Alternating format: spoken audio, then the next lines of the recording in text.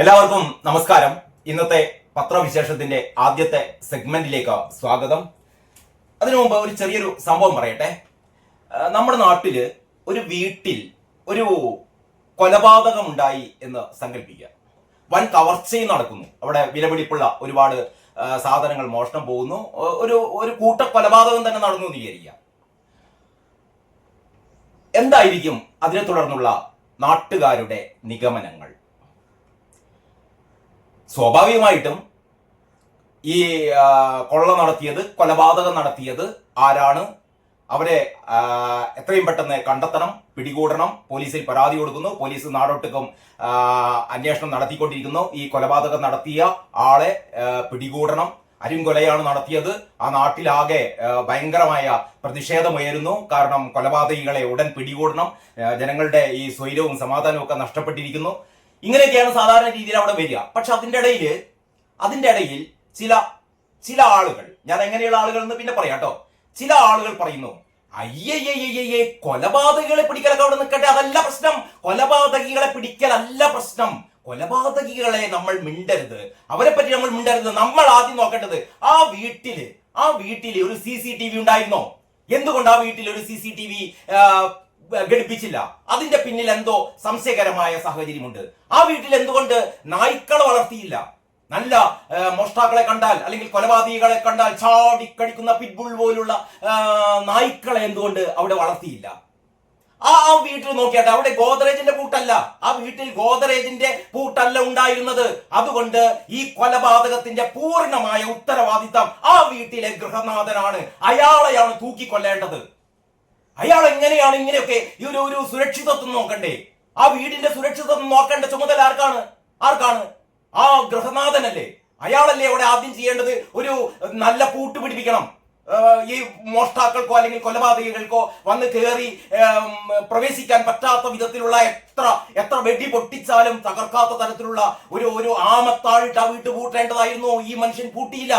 ഇയാളെയാണ് ആദ്യം തൂക്കിലേറ്റേണ്ടത്.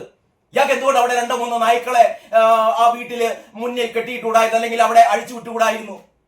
അങ്ങനെയാണെങ്കിൽ ഈ ദുരന്തം സംഭവിക്കില്ലല്ലോ. ഇവിടെ CCTV ക്യാമറകൾ വെക്കണ്ടേ? എന്നാൽ വളരെ കൃത്യമായി ആരാണ് എന്താണെന്നൊക്കെ അറിയാമായിരുന്നല്ലോ.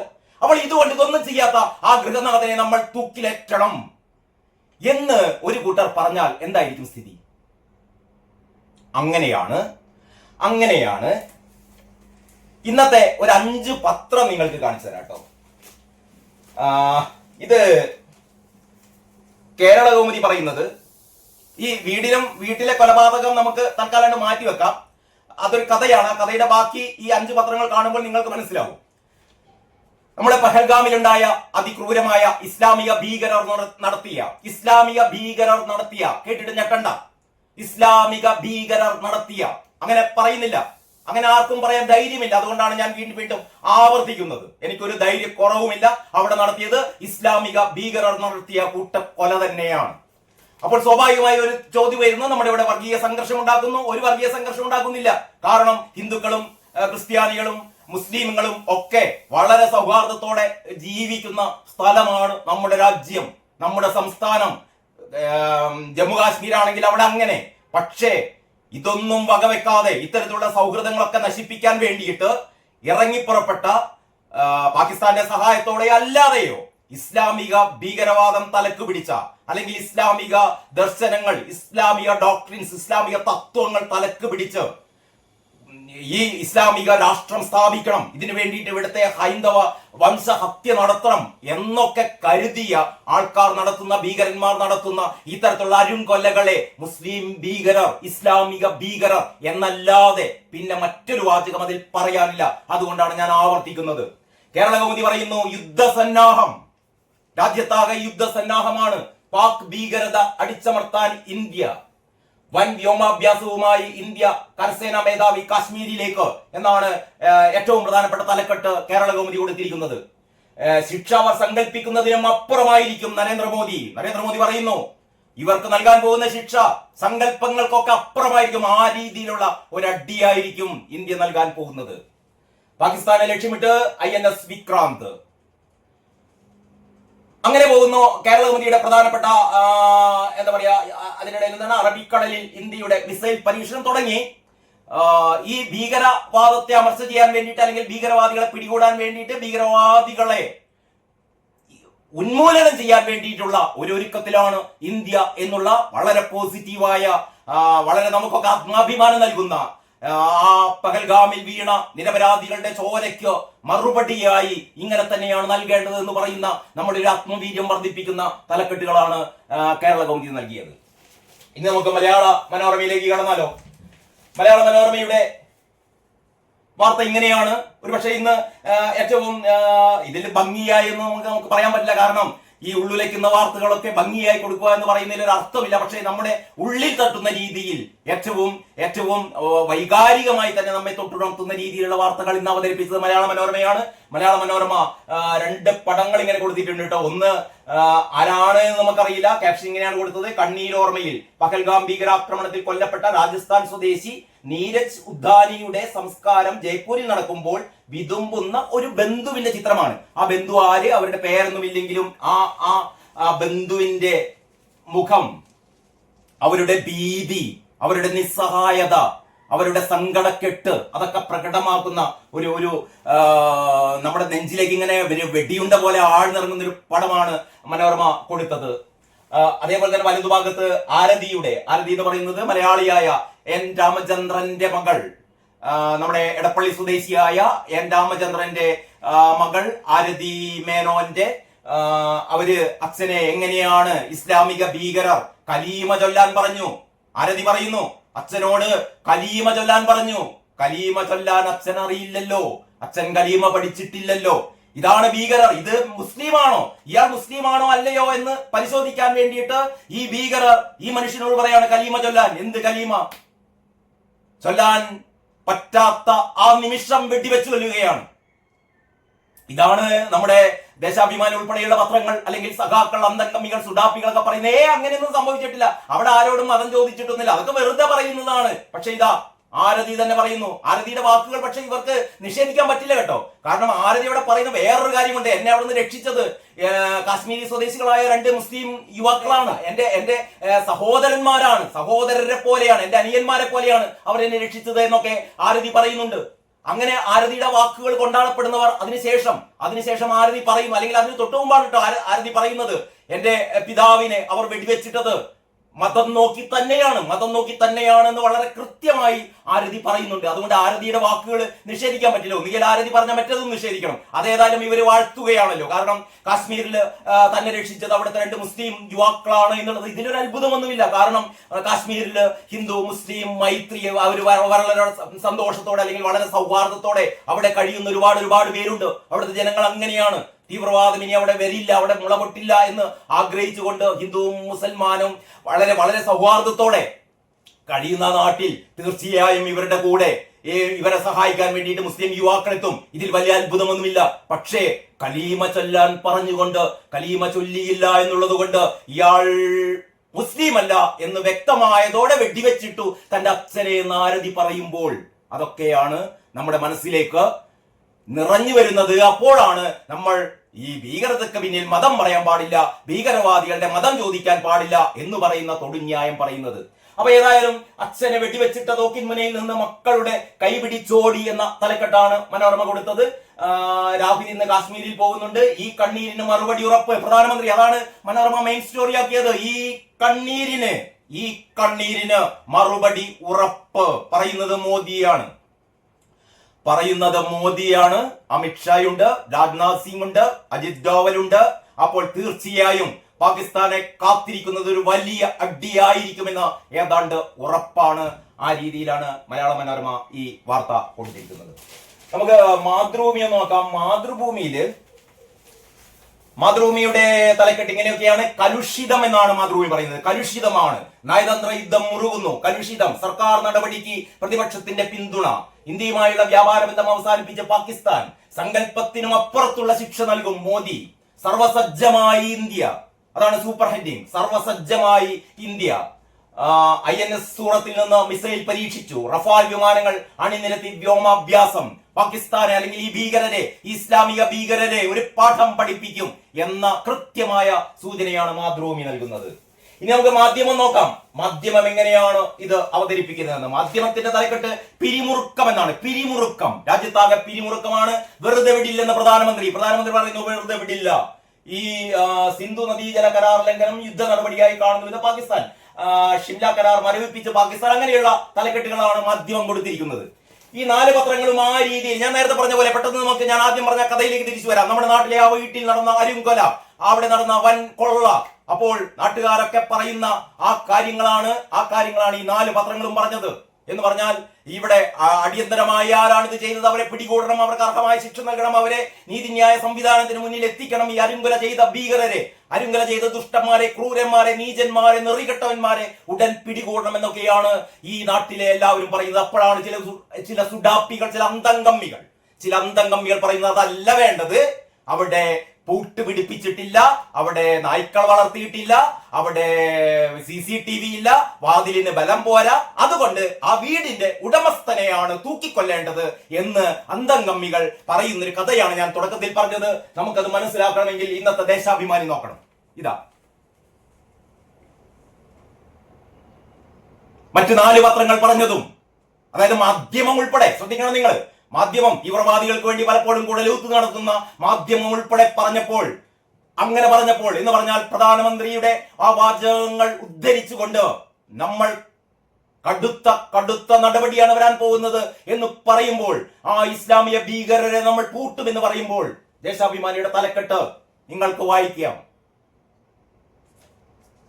സുരക്ഷാ വീഴ്ച സമ്മതിച്ച് കേന്ദ്രം. സുരക്ഷാ വീഴ്ച സമ്മതിച്ച് കേന്ദ്രം. കേന്ദ്രം പറയാണത്രേ സുരക്ഷാ വീഴ്ചയുണ്ടായി. കുറ്റമാർക്കാണ്? കുറ്റം കേന്ദ്രത്തിന്. ഇസ്ലാമിക ഭീകരരെ കുറിച്ച് ദേശാഭിമാനി മിണ്ടുന്നില്ല. അവിടെ അരുംകൊല ചെയ്ത 26 ഹൈന്ദവരെ, അതിലൊരു കുതിരക്കാരനും ഉൾപ്പെട്ടിട്ടുണ്ട് കേട്ടോ. ഇവരെ രക്ഷിക്കാൻ വേണ്ടി ശ്രമിച്ച, അല്ലെങ്കിൽ തോക്ക് പിടിച്ചു വാങ്ങിയ ഒരു കുതിരക്കാരനായ ഒരു മുസ്ലിം ഉൾപ്പെടെ അവിടെ മരണമടഞ്ഞിട്ടുണ്ട്. ബാക്കിയുള്ള മുഴുവൻ ഹൈന്ദവരെ തിരഞ്ഞു പിടിച്ച് കൂട്ടക്കശാപ്പ് ചെയ്തതിനെ ന്യായീകരിച്ചുകൊണ്ട് ദേശാഭിമാനി എഴുതുന്നു, എന്താണ്, സുരക്ഷാ വീഴ്ച സമ്മതിച്ച് കേന്ദ്രം. മറ്റൊരു പത്രം ഇങ്ങനെ പറഞ്ഞിട്ടില്ല. പ്രതിപക്ഷം എന്താ പറയാ, സർവകക്ഷി യോഗത്തില് പ്രതിപക്ഷം ആരോപിക്കുന്നുണ്ട് സുരക്ഷാ വീഴ്ച എന്ന്. പ്രതിപക്ഷം ആരോപിക്കുന്നുണ്ട് അവിടെ സുരക്ഷാ വീഴ്ചയുണ്ടായെന്ന്. അതല്ലാതെ പ്രധാനമന്ത്രിയോ ആഭ്യന്തരമന്ത്രിയോ രാജ്യരക്ഷാ മന്ത്രിയോ അല്ലെങ്കിൽ അജിത് ഡോവൽ പോലുള്ള ഇതിന്റെ ഉന്നത തലത്തിലിരിക്കുന്ന ഉപദേഷ്ടാക്കളോ ഒന്നും തന്നെ ഇത് ഞങ്ങൾക്ക് സംഭവിച്ച, അല്ലെങ്കിൽ കേന്ദ്രത്തിന് സംഭവിച്ച സുരക്ഷാ വീഴ്ച എന്ന് പറയുന്നില്ല. ഞാൻ നേരത്തെ പറഞ്ഞ പോലെ, വീട്ടിൽ ഒരു കൊലപാതകം നടന്നാൽ, കൊള്ള നടന്നാൽ, ആ വീട്ടിലെ പൂട്ട് ഗോദ്രേജിന്റേതാണോ, അവിടെ പിറ്റ്ബുള്ളിനെ വളർത്തിയിട്ടുണ്ടോ, അൾസേഷനെ വളർത്തിയിട്ടുണ്ടോ, അവിടെ CCTV എത്ര എണ്ണം വെച്ചു എന്നൊക്കെ നോക്കിക്കൊണ്ട് ഇതിനൊന്നും ചെയ്യാത്തത് കൊണ്ട് ആ വീട്ടുടമസ്ഥനെ തൂക്കിലേറ്റു. അല്ലാതെ അവിടെ കൊള്ള നടത്തിയ ആൾക്കാരെ നമ്മൾ മിണ്ടാൻ പഠിച്ച, അത് ഇങ്ങനെയൊക്കെ ആയതുകൊണ്ടല്ലേ കൊള്ള നടത്തിയത് എന്ന് ചോദിക്കുന്ന നെറികെട്ട നിരീക്ഷണം ഈ പത്രം നടത്തുന്നു. ഇതാണ് ഞാൻ ആദ്യത്തെ ഒരു വീഡിയോയിൽ പറഞ്ഞിരുന്നു. അതായത് യഥാർത്ഥത്തിൽ നമ്മൾ പാകിസ്ഥാനെ അല്ല അന്വേഷിച്ചു പോകേണ്ടത്, പാകിസ്ഥാന്റെ ഭാഗത്ത് നിന്നുള്ള സഹകരണം അല്ല നമ്മൾ അന്വേഷിച്ചു പോകേണ്ടത്. യഥാർത്ഥ പ്രതികൾ നമ്മുടെ ചുറ്റിലുമുണ്ട്. ഇത്തരക്കാരെ പാലൂട്ടുകയാണ് ഈ പത്രം. സുരക്ഷാ വീഴ്ച സമ്മതിച്ച് കേന്ദ്രം. കള്ള വാർത്ത എന്ന് പറഞ്ഞാൽ മറ്റൊരു പത്രവും ഇങ്ങനെ കൊടുത്തിട്ടില്ല. മാതൃഭൂമിയോ അല്ലെങ്കിൽ മറ്റ് കേരള കൗമുദിയോ മാതൃഭൂമിയോ അല്ലെങ്കിൽ മനോരമയോ ഒക്കെ കൊടുത്തത് പ്രതിപക്ഷത്തിന് ഇങ്ങനെ ഒരു ആരോപണമുണ്ട്. പ്രതിപക്ഷം പറഞ്ഞു ഇവിടെ സുരക്ഷാ വീഴ്ച സംഭവിച്ചു, ഇന്റലിജൻസ് വീഴ്ച സംഭവിച്ചു, അതൊക്കെ പ്രതിപക്ഷം രാഷ്ട്രീയമായി പറയും. പക്ഷെ ഇത് കേന്ദ്രം സുരക്ഷാ വീഴ്ച സമ്മതിച്ച് കേന്ദ്രമെന്ന്. ഇനി വാർത്ത എങ്ങനെയാണ് കേട്ടോ. കാശ്മീരിലെ പഹൽഗാമിൽ 26 വിനോദസഞ്ചാരികൾ കൊല്ലപ്പെടാനിടയായ ഭീകര ആക്രമണത്തിന് വഴിവെച്ചത് സുരക്ഷാ വീഴ്ചയാണെന്ന് സമ്മതിച്ച് കേന്ദ്ര സർക്കാർ. ഈ കേന്ദ്ര സർക്കാർ എന്ന് പറയുന്നത് ആരാണ്? എനിക്ക് മനസ്സിലാകുന്നില്ല. അങ്ങനെ ഒരു വാർത്ത നമ്മൾ കേട്ടിട്ടില്ല. സാധാരണ കേന്ദ്ര സർക്കാർ ഇങ്ങനെ സമ്മതിക്കണമെങ്കിൽ ഒന്നിൽ പ്രധാനമന്ത്രി പറയണം, അല്ലെങ്കിൽ ആഭ്യന്തരമന്ത്രി പറയണം. അവരാണല്ലോ പറയേണ്ടത്, ഞങ്ങൾക്ക് ഇതാ വീഴ്ച സംഭവിച്ചു, ഞങ്ങൾ തലകുനിക്കുന്നു, ഞങ്ങൾ ഇതാ രാജിവെച്ചൊഴിയുന്നു. നമ്മൾ കേട്ടിട്ടില്ല. പക്ഷേ ദേശാഭിമാനി കേട്ടു. അതാ പറഞ്ഞത്, കേന്ദ്ര സർക്കാർ അങ്ങനെ പറഞ്ഞത്രേ. പ്രതിപക്ഷ പാർട്ടികൾ ഗുരുതര പിഴവുകൾ ചൂണ്ടിക്കാട്ടിയപ്പോഴാണ് വീഴ്ച സമ്മതിച്ചത്. അതായത് പ്രതിപക്ഷ പാർട്ടികൾ ഗുരുതരമായ പിഴവുകൾ ചൂണ്ടിക്കാണിച്ചു, അപ്പോഴാണത്രേ അവർ സമ്മതിച്ചത്. ആര് സമ്മതിച്ചത്? അവർ. ഏതവർ? ആരോ സമ്മതിച്ചത്രേ. നല്ലത് തന്നെ മക്കളെ. കാശ്മീരിൽ സ്ഥിതിഗതികൾ ശാന്തമായിരുന്നുവെന്നും ഇത്തരമൊരു ആക്രമണം ഉണ്ടാകുമെന്ന മുന്നറിയിപ്പ് ഉണ്ടായിരുന്നില്ലെന്നും മന്ത്രിമാർ പ്രതികരിച്ചു.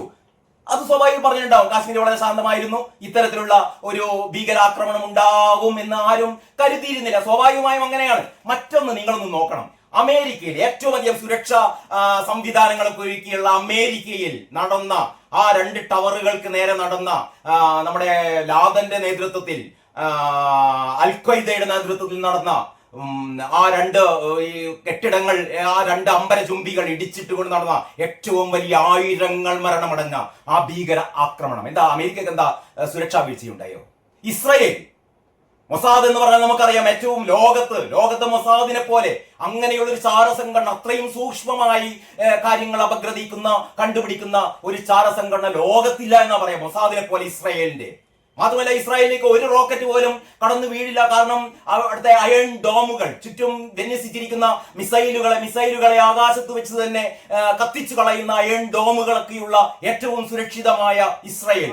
2023 ഒക്ടോബർ 28 ഹമാസ് ഭീകരർ എന്ത് ചെയ്തെന്ന് പറയാം, അവിടെ കടന്നു ചെന്നിട്ട് അവിടെ സംഗീത നിശ നടന്ന വേദിയിൽ ചെന്നിട്ട് 1400ഓളം പിഞ്ചു കുട്ടികളെ, സ്ത്രീകളെ, മറ്റു ആളുകളെ കഴുത്തരിഞ്ഞുകൊണ്ട് വെടിവെച്ചിട്ടുകൊണ്ട് മിസൈൽ ആക്രമണത്തിലൂടെ കൊന്നു തള്ളിയത്. എന്തേ ഇസ്രായേലിന് സുരക്ഷാ വീഴ്ചയുണ്ടായില്ലേ? ഒന്നും പോട്ടെ, നമ്മുടെ നാട്ടിൽ ഇന്ദിരാഗാന്ധി വധിക്കപ്പെട്ടത് എങ്ങനെയാണ്? പ്രധാനമന്ത്രിയായിരുന്ന ഇന്ദിരാഗാന്ധി വധിക്കപ്പെട്ടത് സ്വന്തം അംഗരക്ഷകരാൽ ആയിരുന്നു. രാജീവ് ഗാന്ധി കൊല്ലപ്പെട്ടത് ഇലക്ഷൻ പ്രചാരണത്തിനിടെ, അറിയാലോ, സൂയിസൈഡ് ബോംബർ പൊട്ടിത്തെറിച്ചിട്ട് കൊല്ലപ്പെട്ടത്. ഇതൊന്നും ഈ തരത്തിലുള്ള ഭീകര ആക്രമണങ്ങളെ എന്ത് സുരക്ഷാ സംവിധാനങ്ങൾ ഉപയോഗിച്ചാലും നമുക്ക് 100% പഴുതടച്ച് നമുക്ക് മുന്നോട്ട് പോകാൻ പറ്റില്ല. 100% സുരക്ഷിതത്വം ഉറപ്പാക്കിക്കൊണ്ട് എങ്ങനെയാണ് ഇന്നത്തെ കാലത്ത് ഒരു സർക്കാരിന് പ്രവർത്തിക്കാനാവുക? ഏത് ഭാഗത്തുകൂടെ ഏത് രീതിയിൽ എങ്ങനെ ആക്രമണം വരുമെന്നാണ് കരുതേണ്ടത്. അപ്പൊ ഞാൻ പറഞ്ഞുകൊണ്ട് വരുന്നത്, നമുക്ക് വിമർശിക്കാം, നമുക്ക് രാഷ്ട്രീയമായി മോദി വിമർശിക്കാം, രാഷ്ട്രീയമായി BJPയെ വിമർശിക്കാം, രാഷ്ട്രീയമായി സംഘപരിവാറിനെ വിമർശിക്കാം, സുഡാപ്പികളും അന്തംഗമികളൊക്കെ ചെയ്യട്ടെ. പക്ഷെ അതിനൊരു മാന്യത വേണം. ഞാൻ നേരത്തെ പറഞ്ഞ പോലെ അരുംകൊല നടത്തിയ കൊലപാതകികളെ കുറിച്ച് മിണ്ടാതെ സുരക്ഷിതത്വമാണ് പ്രശ്നം, നിങ്ങൾ വേണ്ട പോലെ സുരക്ഷിതത്വം നൽകിയില്ല എന്ന് പറയുന്നത് തെമ്മാടിത്തമാണ്. അതല്ലാതെ ഒന്നുമില്ല. അതാണ് ഇത്. സുരക്ഷാ വീഴ്ച സമ്മതിച്ച് കേന്ദ്രം. മുസാഫിർ സമീർ അവരെന്റെ കൂടപ്പിറപ്പുകൾ. എൻ രാമചന്ദ്രന്റെ മകൾ ആരതി പറയുന്നു, മുസാഫിർ സമീർ അവരെന്റെ കൂടപ്പിറപ്പുകൾ. ഇതാണ് തലക്കെട്ട്. ഇതിന്റെ ഉള്ളിൽ ദേശാഭിമാനം ഏതായാലും അബദ്ധത്തിൽ വന്ന് സംഭവിച്ചാണെന്ന് അറിയില്ല. കലീമ ചൊല്ലാൻ പറഞ്ഞു, കലീമ ചൊല്ലാത്തത് കൊണ്ടാണ് എന്റെ അച്ഛനെ വെടിവെച്ച് വന്നത് എന്ന് ആരതി പറയുന്ന ഒരു വാചകം ഇതിന്റെ ഇടയിൽ കുടുങ്ങിപ്പോയിട്ടുണ്ട് കേട്ടോ. ഒരുപക്ഷെ അതിൽ ചേർത്ത ആ സബ് എഡിറ്ററെ ചിലപ്പം ഇന്ന് പിണറായി വിജയന്റെ നേതൃത്വത്തിലുള്ള, പി രാജീവിന്റെ നേതൃത്വത്തിലുള്ള, അല്ലെങ്കിൽ പുത്തലത്ത് ദിനേശന്റെ നേതൃത്വത്തിലുള്ള ഈ സന്നദ്ധ ഭടന്മാർ വെടിവെച്ചിട്ടുണ്ടാവും ചിലപ്പം. അങ്ങനെയൊന്നും പറയാൻ പാടില്ല. അത് നമ്മൾ അങ്ങനെ പറയരുത്. കാരണം നമ്മൾ ആർക്കൊപ്പമാണ്? ഞാൻ പറയുന്നില്ല ബാക്കി. അപ്പോൾ ഈ ആദ്യത്തെ വീഡിയോ ഞാൻ ഇവിടെ അവസാനിപ്പിക്കുകയാണ്. ഇതാണ് കൂട്ടരെ ഞാൻ പറയുന്നത്. നമ്മൾ പ്രതികളെ അന്വേഷിച്ച് പാകിസ്ഥാന്റെ മേലെ കുതിര കയറല് പിന്നെ ആവട്ടെ. ആദ്യം നന്നാക്കേണ്ടത് ഇവിടത്തെ ഇതുപോലുള്ള മാധ്യമ ചെറ്റകളെയാണ്. ദേശാഭിമാനി പോലുള്ള, കൈരളി ചാനൽ പോലുള്ള, മീഡിയ വൺ പോലുള്ള രാജ്യദ്രോഹ പ്രവർത്തനം നടത്തുന്ന ഇനിയുണ്ട് പറയാൻ. ഇന്നലത്തെ ദേശാഭിമാനിലെ എഡിറ്റോറിയൽ, ഇന്ന് ഒരു MLA രാജ്യവിരുദ്ധ പ്രസ്താവന നടത്തിയതിന്റെ പേരിൽ അറസ്റ്റ് ചെയ്തിട്ടുണ്ട് ആസാമിൽ. ഏതാണ്ട് ആ രീതിയിലാണെങ്കിൽ 4 പ്രാവശ്യം ഇവിടെ ഈ ദേശാഭിമാനിയുടെ നടത്തിപ്പുകാർ അറസ്റ്റ് ചെയ്യേണ്ടതാണ്. കാരണം ഇന്നലത്തെ എഡിറ്റോറിയൽ ആ തരത്തിലുള്ളതായിരുന്നു. ഞാൻ അടുത്ത വീഡിയോയിൽ ഞാൻ അത് പറയാം. ഏതായാലും ആദ്യത്തെ വീഡിയോയുടെ അവസാനിപ്പിക്കുന്നു. എല്ലാവർക്കും നന്ദി, നമസ്കാരം.